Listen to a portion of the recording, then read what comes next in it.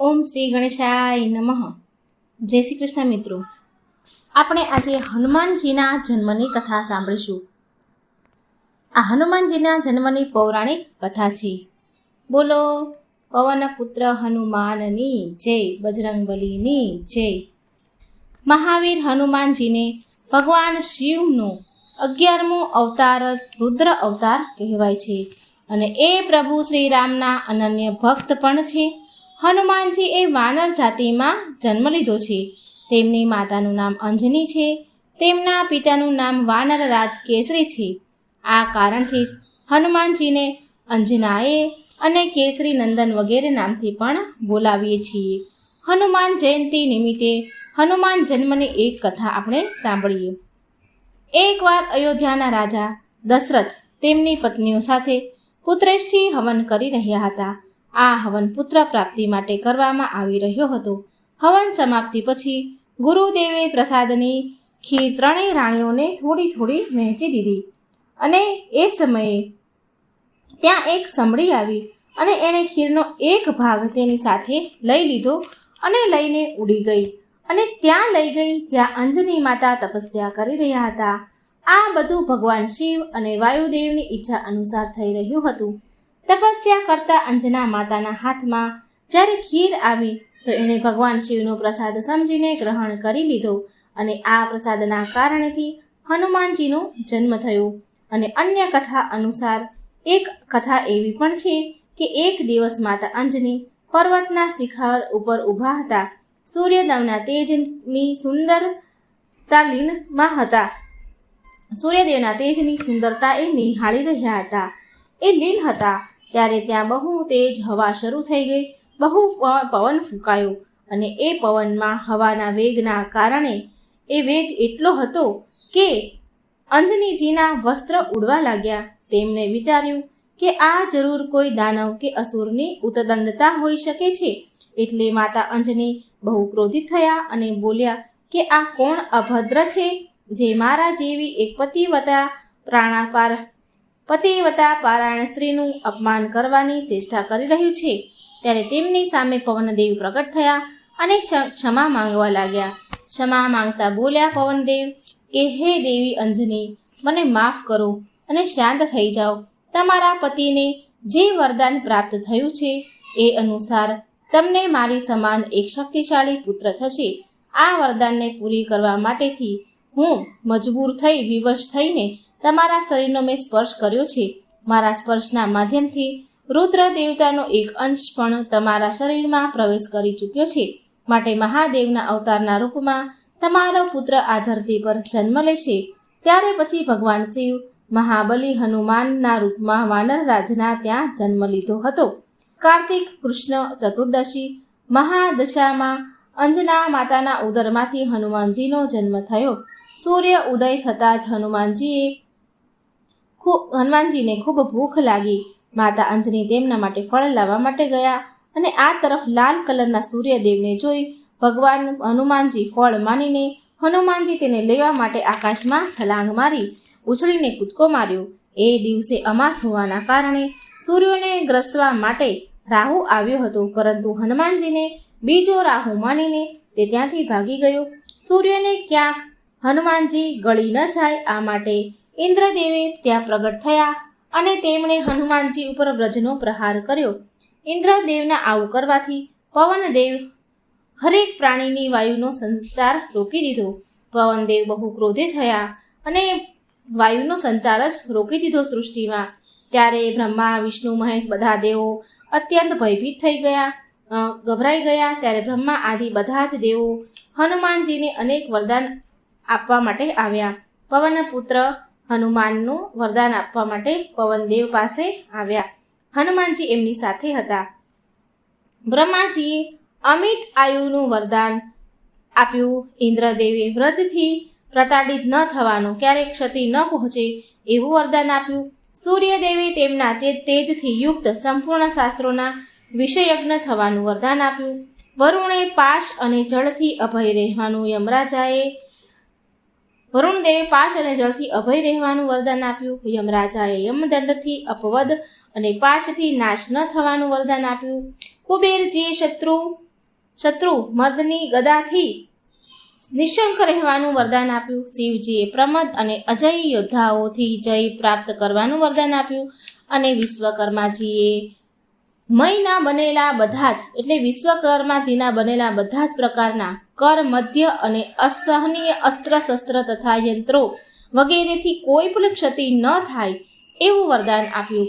આ પ્રકારે બધા જ વરદાન મેળવીને આગળ જઈને હનુમાનજીએ અમિત પરાક્રમના જે કાર્ય હતા એ બધા જ હનુમાન ભક્તો તો જાણે જ છે, પ્રસિદ્ધ છે. આ હતી હનુમાનજીની જન્મકથા. હનુમાન જયંતીના દિવસે અભિજીત વ્રતમાં હનુમાનજીની પૂજા કરવાનું બહુ શુભ માનવામાં આવ્યું છે. ઉત્તર પૂર્વ દિશામાં એક પાટલા ઉપર લાલ કપડું પાથરીને દેવું અને હનુમાનજીની સાથે ભગવાન શ્રી રામની મૂર્તિ, ફોટો હોય તેની સ્થાપના કરવી. હનુમાનજીને લાલ અને શ્રીરામજીને પીળા ફૂલ અર્પણ કરવા. લાડુ સાથે તુલસી દલ પણ અર્પણ કરવા. પહેલા શ્રીરામનો મંત્ર રામ રામાય નમઃનો જાપ કરો અને પછી હનુમંતેનો મંત્રનો જાપ કરો.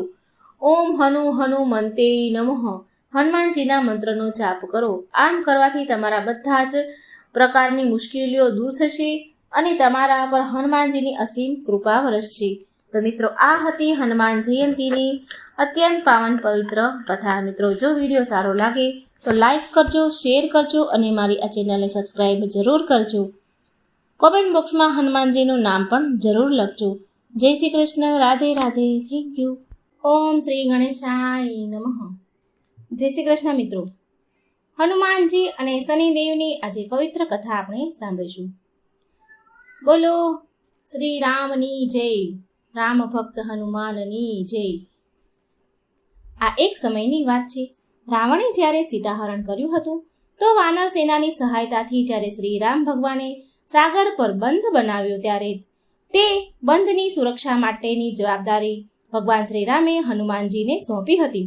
સવારનો સમય હતો. સમુદ્ર કિનારે હનુમાનજી શ્રી રામ નામના ધ્યાનમાં ડૂબી ગયા હતા. તે સમયે હનુમાનજીના તનમનનું તેમને હોશ ન હતું. સમુદ્રની લહેરોનો જોરનો અવાજ પણ તેમને સંભળાઈ રહ્યો નહોતો. હંમેશાની જેમ શનિદેવ ભ્રમણ કરવા નીકળ્યા તો સાગર ઉપર બનેલા તે સેતુ પર તેની નજર પડી.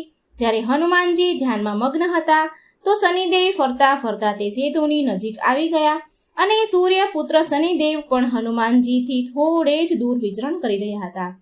શનિદેવ વારંવાર એવો વિચાર કરી રહ્યા હતા કે કોને તેનો શિકાર બનાવું, પણ તેમને દૂર સુધી કોઈ દેખાઈ રહ્યું ન હતું.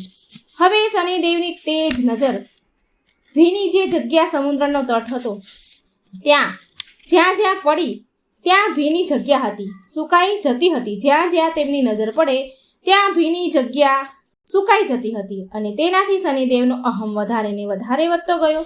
શનિદેવની નજર આંખો બંધ કરેલા હનુમાનજી પર પડી તો શનિદેવે મનમાં બોલ્યા કે મળી ગયો શિકાર. હા, તે વાનર તો છે પણ જીવિત તો છે જ. શનિદેવ હસતા શનિદેવ હનુમાનજી તરફ ચાલવા લાગ્યા અને શનિદેવ દૂરથી જ બોલ્યા કે અરે, આ તો વાનર છે.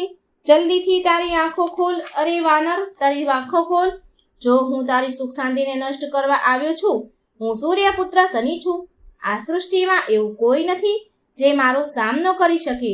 શનિદેવ એવું વિચારતા હતા કે હનુમાનજી તેનું નામ સાંભળતા જ પગથી માથા સુધી કાંપવા ધ્રુજવા લાગશે, તેના ચરણોમાં પડી જશે, તેની સામે કરગરીને તેના પ્રાણોની ભીખ માંગશે. શનિદેવ આવું વિચારતા હતા, પરંતુ એવું કંઈ પણ થયું નહીં. હનુમાનજી શાંત ભાવથી તેમની રામ નામની ભક્તિમાં લીન રહ્યા.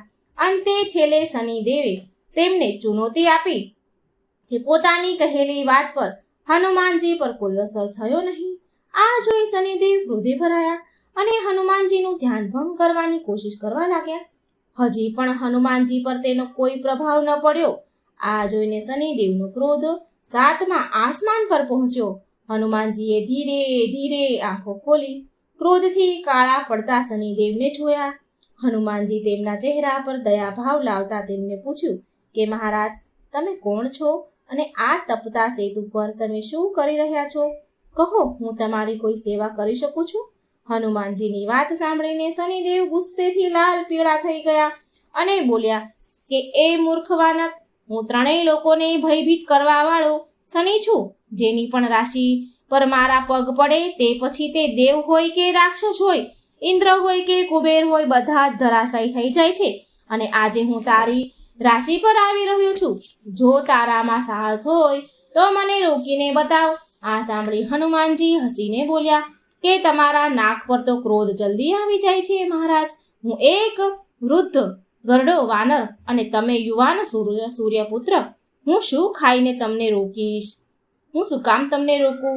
માત્ર પ્રાર્થના જ કરી શકું છું કે વ્યર્થનો ક્રોધ છોડી દો. કોઈ બીજી જગ્યા પર જઈને તમારો પરાક્રમ બતાવો.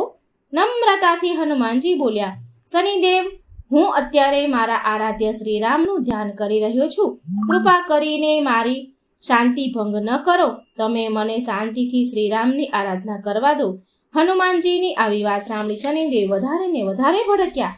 શનિદેવ એકદમ આગળ વધીને બોલ્યા કે જ્યારે કીડીનું મોત આવે છે ને તો તેની પાંખો નીકળી આવે છે, અને હવે તારા પણ ખરાબ દિવસ નિશ્ચિત છે. આટલું કહીને શનિદેવ આગળ વધીને હનુમાનજીના બાવડા પકડી લીધા અને તેની તરફ ખેંચવા લાગ્યા. હનુમાનજીને લાગ્યું કે તેના બાવડા કોઈ સળગતી અગ્નિમાં મૂકી દીધા હોય. એક જ ઝટકામાં તેણે તેના બાવડા શનિદેવના હાથમાંથી છોડાવી દીધા. શનિદેવ વિકરાળ રૂપ ધારણ કરીને તેને હનુમાનજીનું બીજું બાવડું પકડવાનું વિચાર્યું તો હનુમાનજીની ધીરજ પૂરી થઈ ગઈ. પછી હનુમાનજી ગરજીને બોલ્યા કે માની ગયો કે તારી દુષ્ટતાનો કોઈ અંત નથી. તારી જોડે તો હવે લડવું જ પડશે. અને પછી બસ હનુમાનજીએ શ્રીરામનું નામ લઈને તેમની પૂંછ આગળ વધારવાની શરૂ કરી દીધી. પૂંછડી આગળ વધારતા જતા અને શનિદેવને પૂંછડીમાં લપેટતા જતા હતા.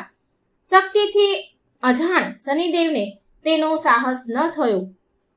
અહેસાસ ન થયો અને જ્યાં સુધી અહેસાસ થયો ત્યાં સુધીમાં તો હનુમાનજી શનિદેવને તેની પૂંછડીમાં લપેટી ચૂક્યા હતા. શનિદેવ પૂરી શક્તિ લગાડીને હનુમાનજીની પૂંછડીને તોડવાની કોશિશ કરી રહ્યા હતા અને હનુમાનજી શનિદેવની લાચારી જોઈ જોરથી હસી રહ્યા હતા. શનિદેવની અક્કડ હજી સુધી ગઈ ન હતી અને શનિદેવ બૂમો પાડીને બોલ્યા કે તું તો શું, તારા શ્રીરામ પણ મારું કંઈ બગાડી નહીં શકે. તું જોતો જા હું તારી શું દશા કરું છું. શ્રીરામ વિશે આવા શબ્દ બોલતા શનિદેવ પર હનુમાનજી વધારે કઠોર બની ગયા. હનુમાનજીએ ઉછળીને સમુદ્રના તટ પર દોડવાનું શરૂ કરી દીધું. હનુમાનજીની લાંબી પૂંછડી કેટલી પથ્થરોની શિલાઓને ટકરાવીને જઈ રહી હતી. ઘણીવાર કાંટાવાળી ઝાડીઓમાં ભટકાઈ જતા હતા. પૂંછડીમાં લપેટાયેલા શનિદેવનો હાલ બેહાલ થઈ ગયો. તેમના કપડાં ફાટી ગયા અને આખા શરીર પર વાગીને બધે ઢીમચા અને લોહી નીકળી ગયું. હવે શનિદેવ પથ્થરો સાથે ભટકાઈને અધ મરેલા જેવા થઈ ગયા. હનુમાનજી સમુદ્રના ચક્કર પર ચક્કર લગાવી રહ્યા છે. હનુમાનજીના તો ક્યાંય ઊભા રહ્યા નહીં અને તેમણે પાછું વળીને શનિદેવ તરફ જોયું પણ નહીં. 2 વાર પછી હનુમાનજીએ પાછું વળીને જોયું તો શનિદેવ લોહી લુહાણ થઈ ગયા હતા.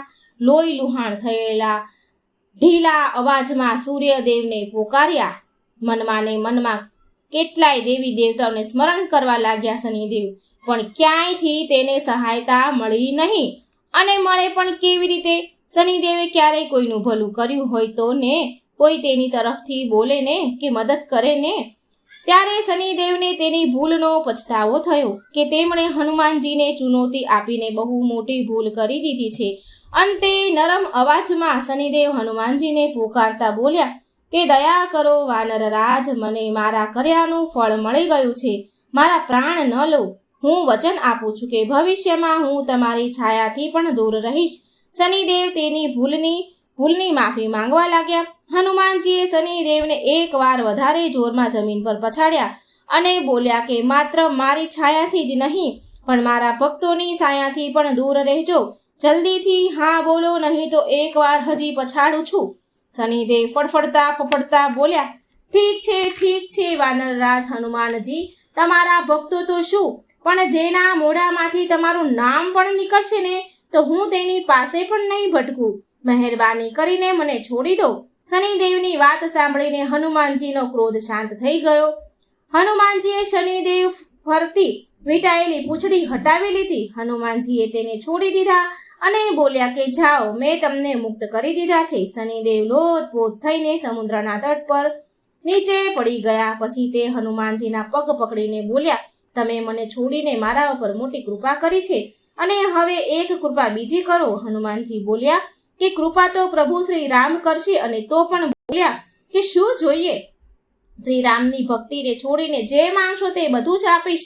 શનિદેવ નરમ અવાજમાં બોલ્યા કે શરીર પર લાગવા માટે બહુ બધું લાગ્યું છે, તો એના માટે થોડું તેલ આપી દો, એટલે મારા ઘા રૂજાઈ શકે. શનિદેવના અંગ અંગમાં ભયંકર પીડા થઈ રહી હતી. આ જોઈ હનુમાનજીએ શનિદેવ પર દયા કરી. હનુમાનજીને દયા આવી એટલે હનુમાનજી પાસે તેલ ક્યાં હતું કે તે શનિદેવને આપે. હનુમાનજીએ સામેની વસ્તી સામે એક ગામ વસતું હતું. તે વસ્તીમાંથી જ્યાં લોકો રહેતા હતા ત્યાંથી તેલ લઈ આવ્યા અને શનિદેવને આપ્યું અને તેલ આપીને કહ્યું કે લો, આ તેલ લગાવી લો, તમારી પીડા દૂર થશે. આનાથી હનુમાનજીએ શનિદેવને આખા તેલથી પલાળી દીધા અને કહેવાય છે કે તે દિવસથી શનિદેવને તેલ અર્પણ કરવામાં આવે છે. શનિદેવ પર જે તેલ ચડાવે છે તેના પર શનિદેવ પ્રસન્ન થાય છે અને શનિદેવ હનુમાનજીના ભક્તોને આજ લગી હેરાન નથી કરતા. તો મિત્રો, આ સરસ મજાની શનિદેવ અને હનુમાનજીની કથા હતી. મિત્રો, વિડીયો સારો લાગે તો લાઈક કરજો, શેર કરજો અને ભગવાનની કથાઓ સાંભળવા માટે આ ચેનલને સબસ્ક્રાઈબ જરૂર કરજો. બોલો જય શ્રી રામ ભક્ત હનુમાનની જય. જય શ્રી કૃષ્ણ. રાધે રાધે. Thank you.